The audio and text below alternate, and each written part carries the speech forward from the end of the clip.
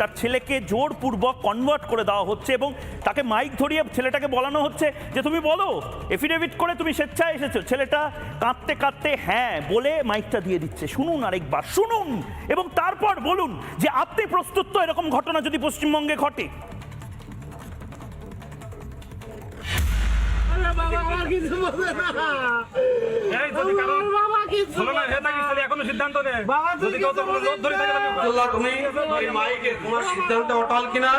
তুমি ইসলাম ধর্ম গ্রহণ করেছো, এই জায়গায় তুমি অটল থাকবা কিনা সেটা সবার মাঝে মাইকে বলো। আমি নিধি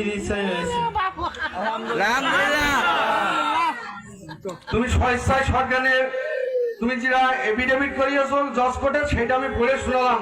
ওর সাথে তুমি একমত কিনা? সঞ্জিত, আমি বলি শোনো, তুমি বাবা হিসেবে হাদিস কোরআনের আলোকে, সঞ্জিত আমার কথা শোনো, তুমি বাবা হিসেবে আমাদের মুসলমান ধর্মের হাদিস কোরআনের আলোকে তুমি বাবাই থাকবা, ঠিক আছে? তুমি বাবার আসনে থাকবা, কিন্তু তোমার ছেলে সে কিন্তু সজ্ঞানে স্বেচ্ছায় ইসলাম ধর্ম গ্রহণ করেছে। সেই জায়গা থেকে পিছনের কোনো সুযোগ বা আমাদের পিছনের কোনো সুযোগ কিন্তু আমাদের ধর্ম অনুযায়ী নেই। নানা ধরনের কন্টেন্ট দেখার জন্য লাইক করুন, শেয়ার করুন আমাদের ফেসবুক পেজ, সাবস্ক্রাইব করুন আমাদের ইউটিউব চ্যানেল। পাশাপাশি অন্যান্য ব্রেকিং নিউজের জন্য অবশ্যই চোখ রাখুন রিপাবলিক বাংলায়।